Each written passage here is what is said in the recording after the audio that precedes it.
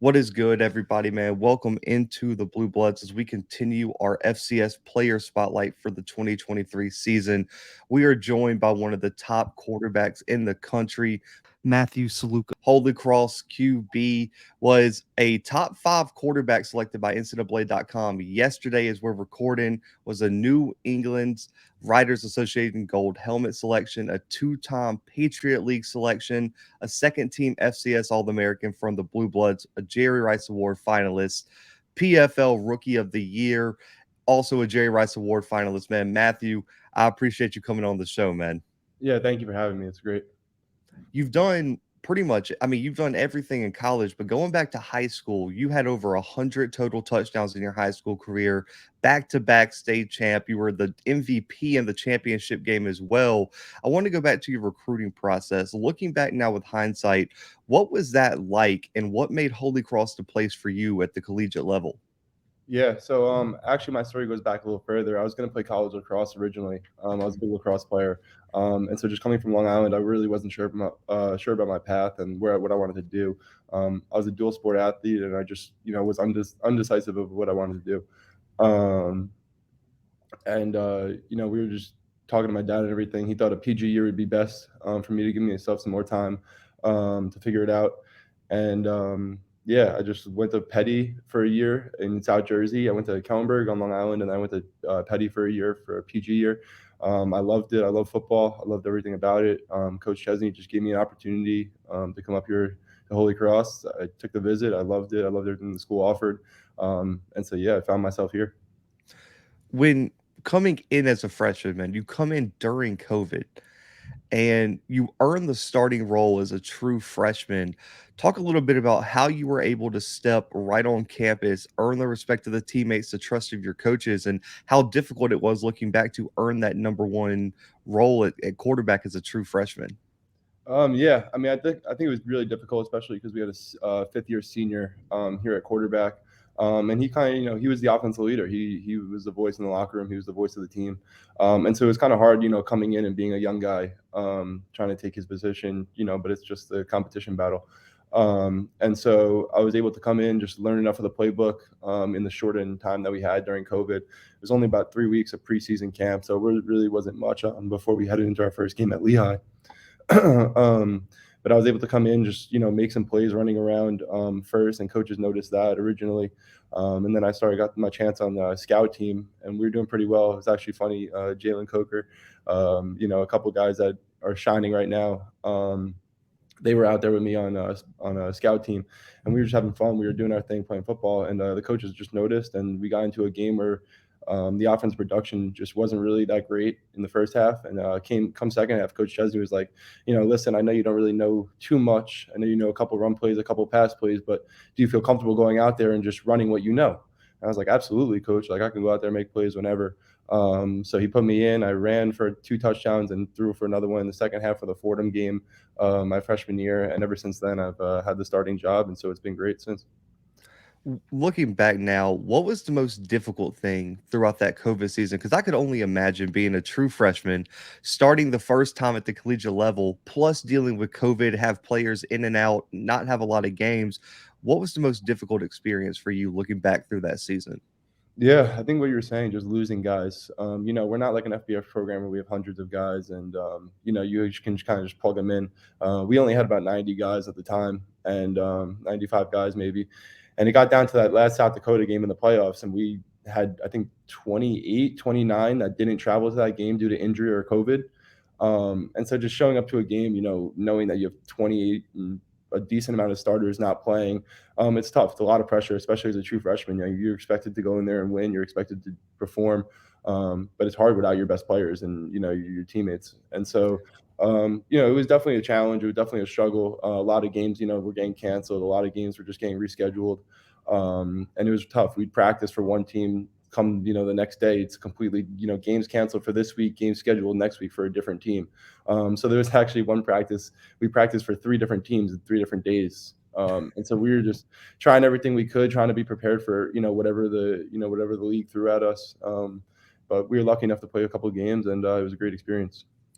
I can only imagine having to have three different game plans put together Yeah. over a 3-day. That's just that. Shout out to the coaching staff though, under Coach Chesney and those guys. But you talk about that South Dakota experience in the COVID season. The next year, you guys make history by winning the first FCS playoff game in Holy Cross history. The I don't think it was a Hail Mary, but I mean it was a huge pass to Jalen Coker, who he went up there and made a play over Sacred Heart. Talk about that experience, man, because I saw the emotion from you, Jalen, the team, when you made that pass and you guys got that first FCS playoff win. What did that mean to you, and what did that mean to the program?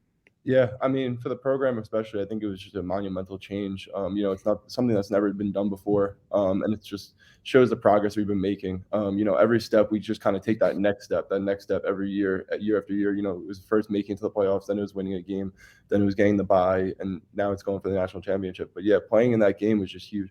I mean, as a game, it kind of felt the same as any other game. I would say it, felt really any different. Maybe stakes were a little bit higher. But yeah, I mean, it just comes down to playing football.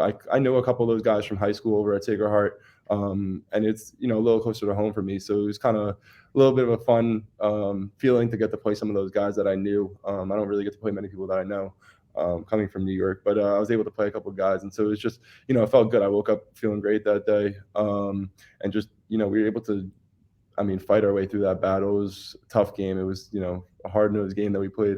But Jay, being the player that Jay is, he was just able to come back and, I don't know, 14 seconds left, I think it was. He was able to, go up and make a play. And that was just the trust I have in him. That's the type of player he is. And so, yeah, just being able to, secure that win for the school and really just take our next step in elevating this program was definitely huge. So. You talked about the learning experiences, about how the first step was getting a win, the next step was getting the bye. Now it's a national championship run. What have been your biggest learning experiences throughout these FCS playoff runs, even going back to this year when you guys made another deep run and really gave, I think that was probably one of the toughest games South Dakota State had to play all throughout their playoff run this year was you guys, because that game was tight up until late. What was your biggest learning experiences over these first 3 seasons in the FCS playoffs? Yeah, I think the biggest one is just to stay intact. It's the way we practice, it's the way we lift, it's the way we do everything. Health is first. You can't really go out there and win if your starters aren't playing or if your backups are hurt, whatever it is. And so just being able to go back there a second time was a great opportunity. The first time, like I said, we had like 28, 29 guys not travel, whether they be starters or backups. But to go out there with a healthy team, another go around at it. We didn't really feel we put up the best fight against COVID during the COVID year, and so we just had a much better game plan, a much better idea of what we were going into. I would say the biggest learning experience though was that freshman year during COVID. I walked off the field, and that was actually the first game I lost in 3 years. 3.5 years, and so that was an emotional one for me. It definitely hurt to lose that game. And Coach Chesney was just like, I understand we lost. I understand you're upset, but how do you feel? How do you feel? I'm like, we have the opportunity to win a national championship. I told him that when I was a freshman. I just felt like, we were playing against the number one team in the country, and we didn't feel like we were there. We were ready to play. We were, fighting hard. And so I think just, being able to stay intact, keep your guys healthy, and just, it's the end of the season. It's tough. A lot of guys go down. Football is a dangerous sport. And so just being able to keep everyone on the field and just have your playmakers out there. At the end of the day, it comes down to making plays, and any play can go for a touchdown. So it's just keeping those guys on the field and just staying to your hard work was the biggest thing in the playoffs. One of the most, I feel like, interesting stats for Holy Cross is that the fact you guys have won 4 consecutive championships in the Patriot League. How has that come together, and what is I guess what's the behind the scenes of the program that you can talk about that has kept this program so consistently successful over these 4 seasons, going for a fifth straight conference championship? Yeah, I would say it's just the consistency and the culture. The culture here is unbelievable. There's every single freshman on our team will tell you the minute they step in the door, they do not feel like a freshman. There's nothing that goes on where it's the older kids, beating down. It's everyone lifts each other up. Everyone strives for greatness. And then just the urgency and the detail that we do everything with. Coach Chesney does a great job with that, keeping everyone motivated. Before every practice, we have a team meeting, trying to get everyone fired up, understand their roles, understand what we're looking to do. So just having those meetings, having everything like that, just allows for a great culture and, great attention to detail that allows us to keep winning. Every single game is a battle. We talk about it every game. It's hard to win a college football game, and to go last year undefeated is just a great attribute, great thing that we did. And so yeah, I think it just comes down to every single day just coming out to hard work and just understanding the culture of the team and just realizing that we want to keep taking steps up. Everyone wants to come back to work. This year, unfortunately, we lost a lot of guys on our defense returning. And so even now we're going through those processes of just understanding who's the next guy up, who understands the role the best, and who's willing to work the hardest. This year, to clinch the championship, you guys had to beat a really good Fordham team. I think this was one of the first times the Patriot League had two very successful teams in the playoffs. Tim DeMora and Fordham had a great year as well. And that game, I still think, was probably a top 3 game of the entire college football season. Talk a little bit about that play call at the goal line, where you guys decide to go for it, and you guys call one of the just wildest play. I would never expect to call that reverse play in that situation. What was your reaction in the huddle when you got it? And just talk about the execution and that feeling when you saw that ball go across that goal line and you knew this game was over. Yeah, so I mean, even going before that, the play before, to the touchdown, we scored. And it felt good. And I was like, Coach Ches was like, "Listen, you want to go for it?" I'm like, "Coach Ches, listen, you're the head coach. You make the decisions, but just know that if you go for it, we're gonna score." And he was like, "All right, sounds good. Let's do it." So then we went. We had every week we practice, different 2-point plays, different situations. We focused heavily on situational football, whether that be 2 minutes, end of game situations, really everywhere and anywhere you can think about. We focus on the situational football, and so just we knew what kind of plays we had. We've been working on a couple. That was definitely one of the trickier ones that we decided to pull out, but it was definitely it was a great call. I mean, Coach Smitty, props to him for just knowing what they were going to do, knowing that we've been showing the jet motions and the sweeps and stuff, and that we would be able to have them on a reverse. Luckily, Ayer came around on the outside with the ball, and he's supposed to throw it to me, but it got to the point where the sun was in the way, and it was just not worth that risk. So he ran it in, and it was just a great moment. Yeah, it was a lot of pressure on the line, but definitely worth it. It's a good play call and great execution when he came around, he could run it in or throw it to you because you were wide open too. So Yeah. it was great. Yeah. But when I've talked to your head coach, man, I've been in the press conferences, and I feel like he has that personality where he relates to players so well. He's so confident, man, and he has all the faith in you guys to go out there and execute, and that's what makes you guys so successful. Talk a little bit about what it's like playing under head coach Bob Chesney and what he's like behind the scenes with you guys and what his relationship is with the players in the locker room. Yeah, I mean, he's the ultimate player coach to start. He cares about every single player that he has. He really takes our insight. I mean, even with recruiting, like he'll bring kids around here for recruiting, and like we have so much say on like how the kid is as a person and whether we think he fits well in the culture. If there's anything that shows up, the first people he's going to are the captains, just seeing like, what's going on. Do I need to step involved? Do I need to get involved? Can you guys handle this? He's just a complete player coach. Even when we're on the field, a lot of times I'll get mad at myself for missing a throw here and there. And he's just like, take a deep breath, like go play football. You're the best player on the field. Just go do it. Like there's a lot of motivation, just a lot of uplifting. We never really talk about like negatives, about what we do. It's more about positives and focusing on the good. And so just knowing that a coach just has your back in anything, off the field, Coach Chesney is unbelievable. I meet with him all the time, just about, it could be anything, internships, networking with the alumni, any, school problem, anything I need, Coach Chesney is there. And so just having that open door and just knowing that any player on the team can just walk into his office and have a conversation with, someone who cares and someone who matters. It's huge. And then just from the school perspective, I mean, Coach Chesney is the biggest face on campus at this point. Everyone kind of respects him. Everyone kind of respects the football team. And so just having a leader like him at the school is just unbelievable. Going into this season, I think it's been from the Sacred Heart game to the Buffalo Hail Mary, the chemistry and connection that you and wide receiver Jalen Coker have seem to be one of the strongest and most consistent in football right now. Talk a little bit about how you guys built that chemistry, man, and how close you guys are on and off the field.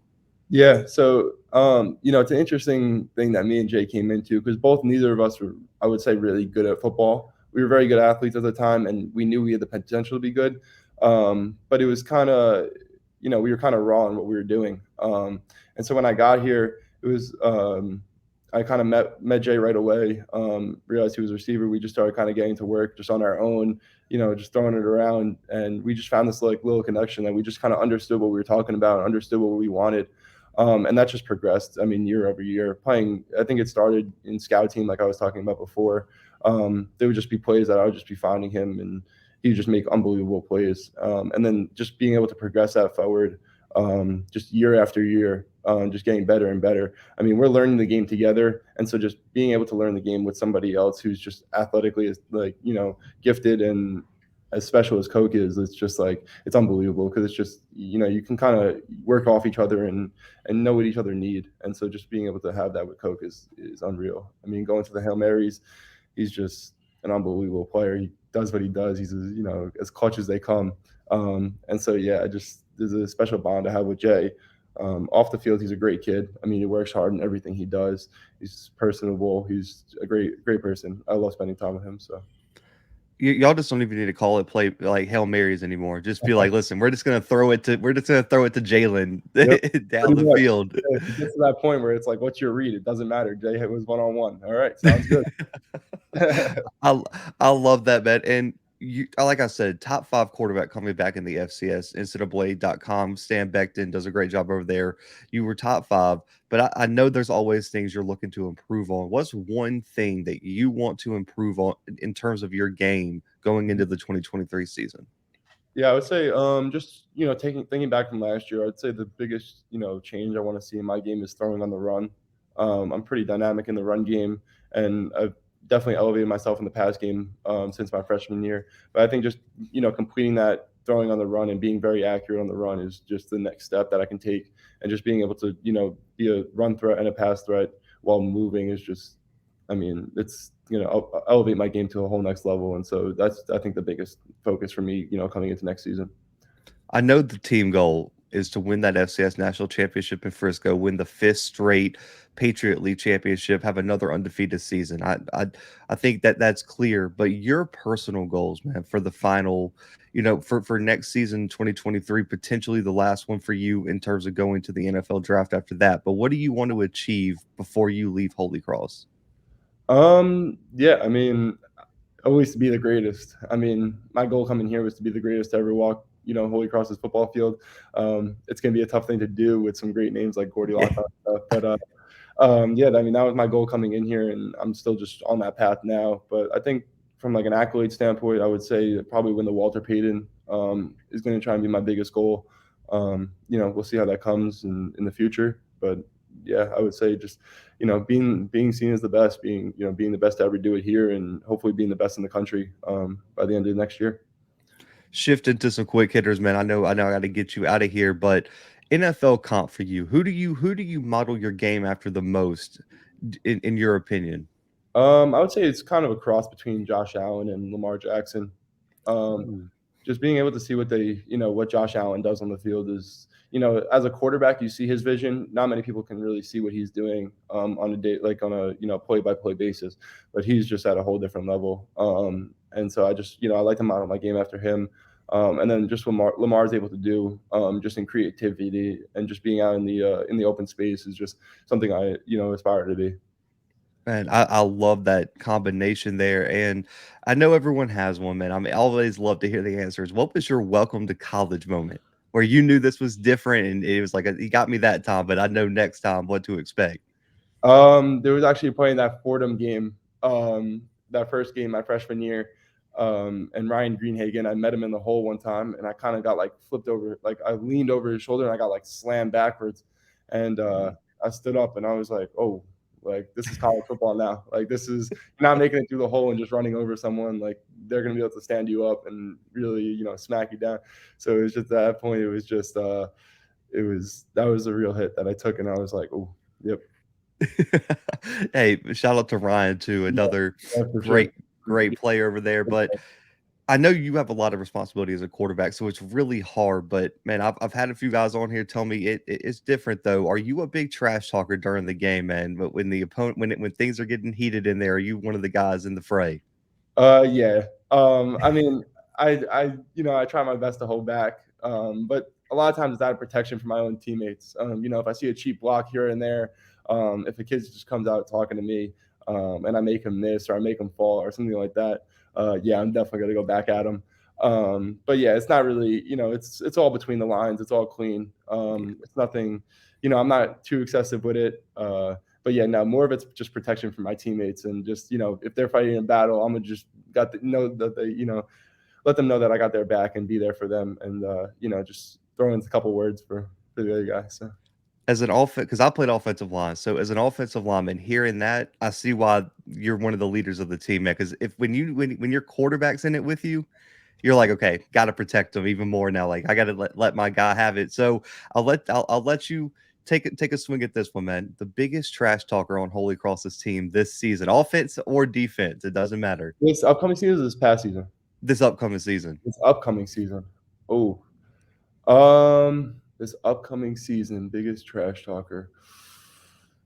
Um, I would say probably the linebacker Frankie Monty.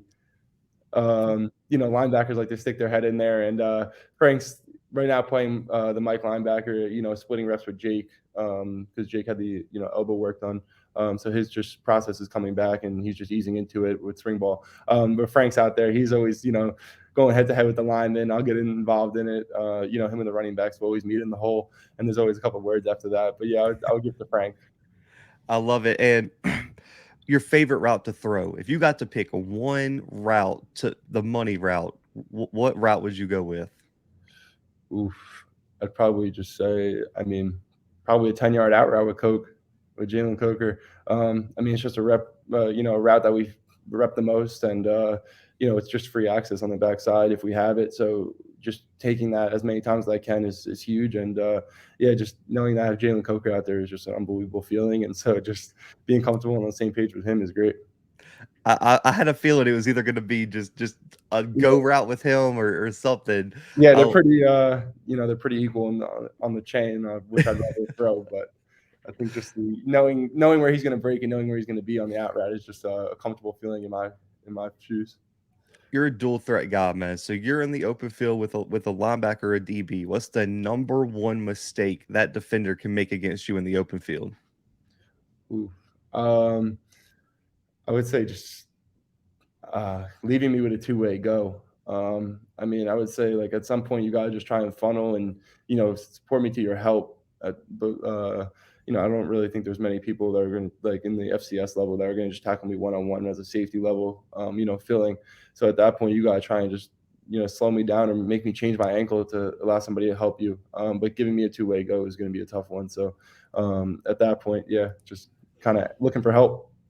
Hey, I love that. There's plenty of highlights that support that statement as Yeah. well. But looking back to last season or looking back throughout your career, man, you can go your collegiate career. Yeah. Who was the best defensive player you faced where they just were like, man, this kid is different. He's gonna give me headaches all day. Um, I would say Malik Ham was definitely one of those players. Malik is unbelievable. He's a three-time, I think, defensive player of the Patriot League. One of the most explosive players I've seen, coming off the line.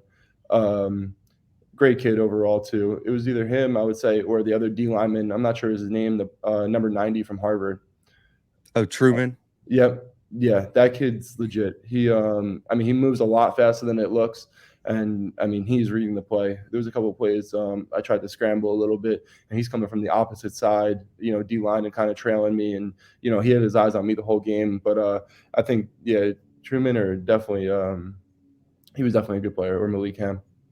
Hey man, there's a reason both of those guys are going to be going to the next level. I know Yeah, Truman went this or is going right now. But the final question, Matthew, man, and I'm expecting you to be one of the top FCS quarterbacks headed to the NFL draft when you leave Holy Cross.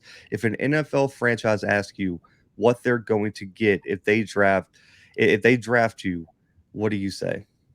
I would say first and foremost a winner. That's really, I think we were looking at them yesterday. I think I was 56-5 since my high school career.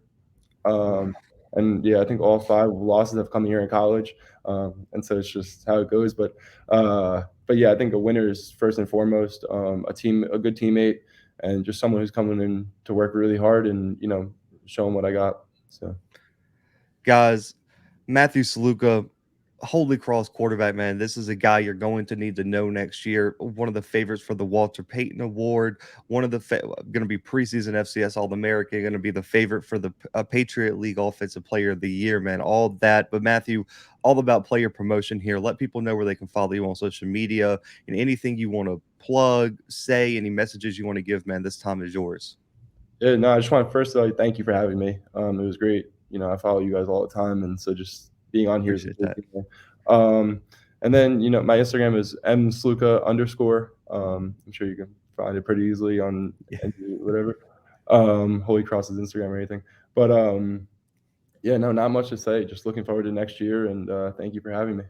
for sure. Yeah, that social media is a lot easier. I feel bad for guys who get on here and they got like basic last names like Jones or Williams or something. It's like, yeah, there's like Yeah, 900 guys with that name. But yeah, I think you guys can find I think you yeah. guys can find Matthew on social media. But guys, I'm gonna have this guy on definitely after the season, man. He's gonna be one of the top prospects coming out. Also, got to make it up to a Holy Cross game. I was supposed to be at the Holy Cross Fordham game, but I'm based out of Southern Alabama, Oh so wow. the flight.